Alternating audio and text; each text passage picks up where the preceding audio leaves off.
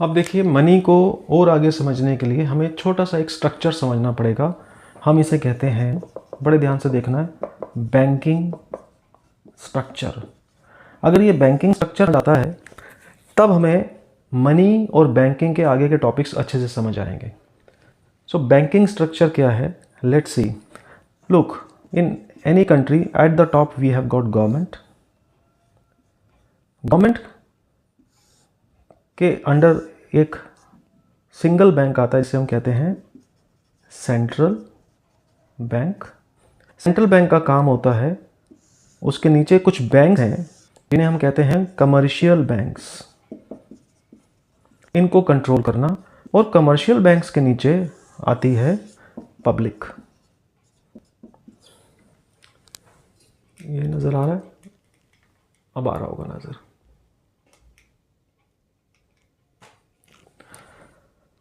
तो this is a banking structure. ये banking structure है सारा। Government at the top. Government के बाद हर कंट्री में सेंट्रल बैंक होता है। इंडिया के अंदर जो सेंट्रल बैंक है उसका नाम है रिजर्व बैंक ऑफ इंडिया।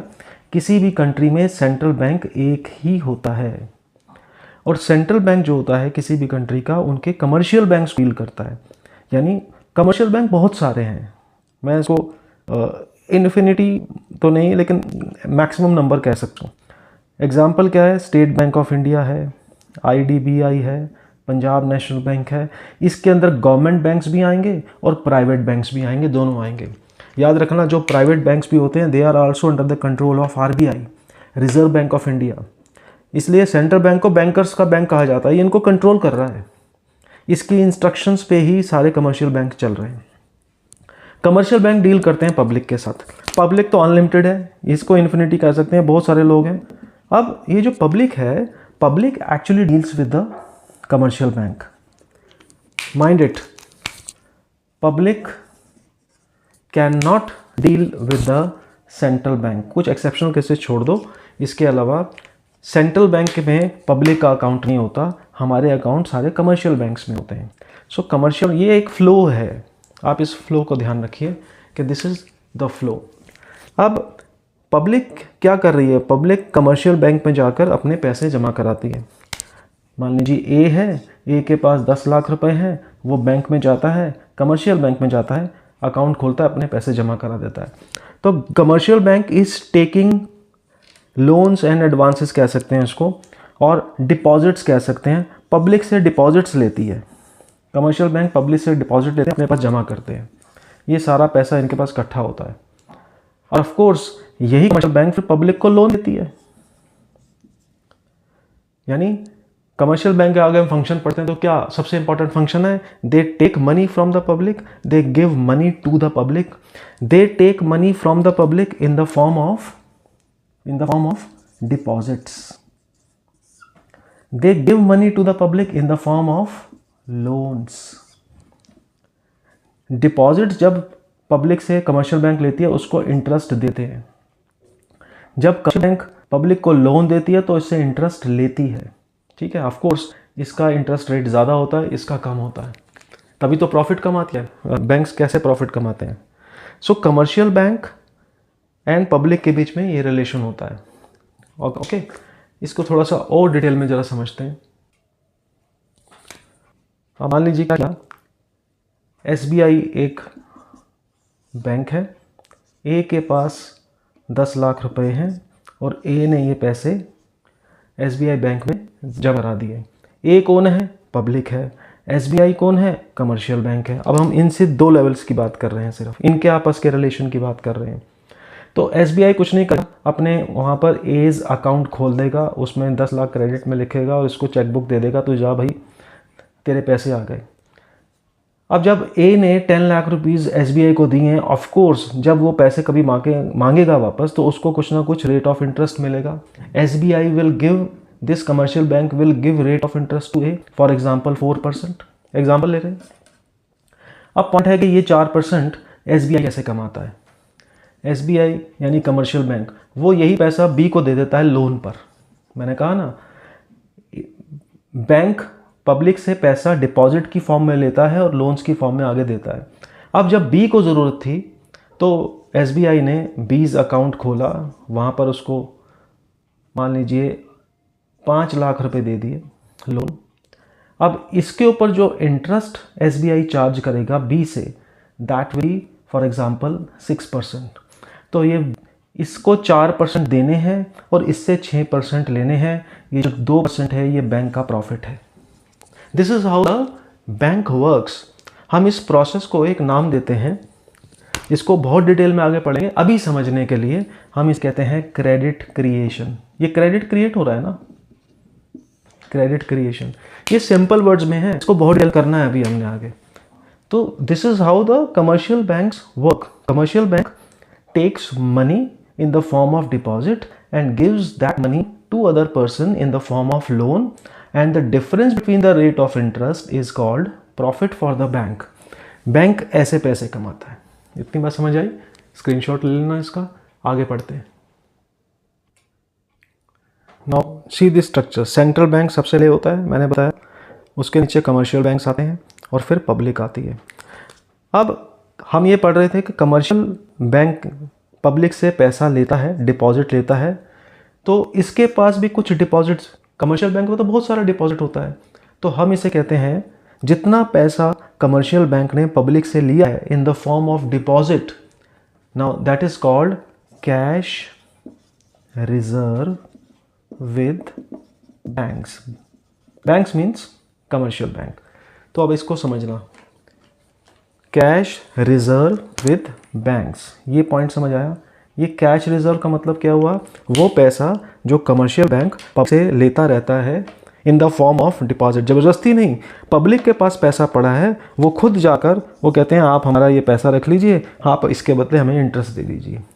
तो जितना पैसा ऐसे इकट्ठा हो जाएगा कमर्शियल बैंक, सारे बैंक्स के पास, कमर्शियल बैंक्स मतलब है जितने भी बैंक्स इसके अंदर, उसे कहेंगे कैश रिजर्व विद बैंक्स। ठीक है।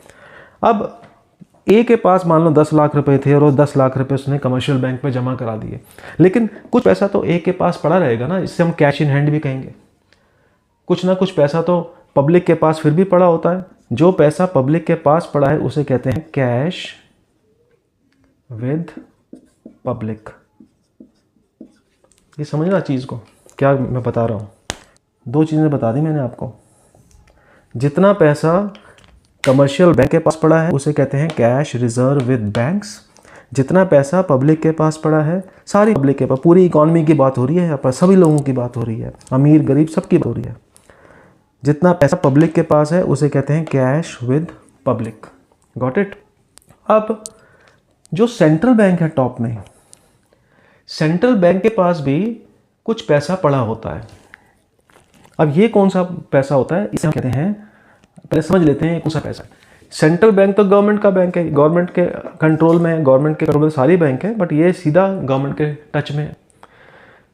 तो ये जो सेंट्रल बैंक है कई बार डील करता है रेस्ट ऑफ द वर्ल्ड से। रेस्ट ऑफ द वर्ल्ड कहेंगे इसको यहाँ पर, जैसे जितने भी फॉरेन कंट्रीज़ में फाइनेंशियल इंस्टीट्यूशन है, for example world bank, for example international monetary fund, ठीक है, फॉर एग्जांपल मान लीजिए यूनाइटेड नेशन की कोई एजेंसी है, तो इनसे भी पैसा आता रहता है। मान लीजिए IMF से लोन ले लिया हमारी सरकार, तो वो पैसा कहाँ पर आएगा? वो पैसा IMF सेंट्रल बैंक में जमा कराएगा। तो जितना पैसा सेंट्रल बैंक के पास पड़ा है इसे कहते हैं other deposits, other deposits with RBI। RBI का मतलब ही क्या है? सेंट्रल बैंक है। तो मैंने आपको 3 चीज़ें बताई हैं, ये तीनों स्ट्रक्चर में। सबसे टॉप पे चले, सेंट्रल बैंक। सेंट्रल बैंक के पास क्या है? Other deposit with RBI। Other deposit with RBI में क्या क्या आएगा? अदर डिपॉजिट्स विद RBI में आएगा द सेंट्रल बैंक के पास जो मनी है which they get from rest of the world, financial institution से, वर्ल्ड बैंक से, IMF से, UN से, किसी और कंट्री से लोन ले, डोनेशंस ले ली। मान लो बिल गेट फाउंडेशन से सीधा ही उसने गवर्नमेंट को ही डोनेशन दे दी, हालांकि वो तो कमर्शियल बैंक्स को भी और पब्लिक को भी डील कर सकते हैं, बट कुछ भी पैसा सेंट्रल बैंक के पास पड़ा हो, अदर डिपॉजिट विद बैंक, इसलिए से अदर डिपॉजिट का, क्योंकि वो पब्लिक से तो डील नहीं कर रहा ना हमारी कंट्री में। बैंक के पास जो पैसा है उसे कह दिया cash reserve with bank. Public के पास जो पैसा है उसे कह दिया कैश विद पब्लिक। अब ये 3 आइटम्स हो गई, कौन कौन सी हो गई? करेंसी विद द पब्लिक यानी cash with the public, number 1। Cash reserve with bank, इसे कह दिया number 2। Other deposit with RBI, इसे कह दिया नंबर 3। अब इन तीनों को ऐड कर लीजिए। अब हम इन तीनों को ऐड करेंगे तो क्या बनेगा? देखिए, हम इसको ऐड करते हैं, किसको? Number 1 plus number 2 plus number 3, इसको हम लोग एक नया नाम देते हैं, दैट इज कॉल्ड एच। और एच का मतलब होता है, H is equal to 1 plus 2 plus 3। H का मतलब होता है high powered money, high powered money. अब इसको हम आगे कहीं यूज़ करेंगे तब मैं आपको याद दिलाऊंगा इसके बारे में। हम इसको एज इट इज़ आगे कहीं यूज़ करने वाले हैं। हाई पावर्ड मनी, हम टाइप्स ऑफ मनी कर रहे थे ना, हमने बहुत सारे टाइप्स किए थे। हमने फुल बॉडीड मनी किया था, फियाट मनी किया था, याद आ रहा होगा, फुल बॉडीड मनी किया था, फियाट मनी किया था, ठीक है। उसके बाद लीगल टेंडर मनी किया था, उसमें लिमिटेड अनलिमिटेड, और ये लास्ट टाइप एक और है, क्या? High powered money. High powered money means cash with the public plus cash reserve with banks plus other deposit with RBI. इन सब की वैल्यूज को ऐड कर दो, that is called H, high powered money. High powered money का मतलब एक और भी होता है, बड़े सारे नाम होते हैं इसके। हाई पावर्ड मनी को हम लोग कहते हैं और central bank money, central bank money, इसे हम सेंट्रल बैंक मनी भी कहते हैं। Got it?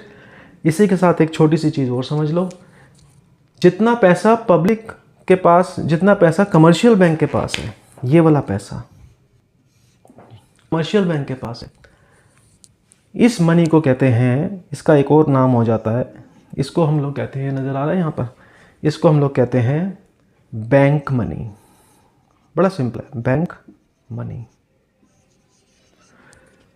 और कमर्शियल बैंक मनी, क्योंकि कमर्शियल बैंक के पास पड़ा है। तो हमने एक चीज़ और सीख लिया, हाई पावर्ड मनी और बैंक मनी। तो टाइप्स कितने तरह के हो गए देखिए, full bodied money, fiat money, legal tender money, high powered money, bank money. Got it? These are the different types of money. ये सब डेफिनेशन।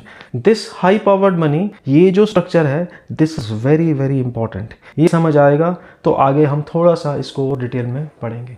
Got it?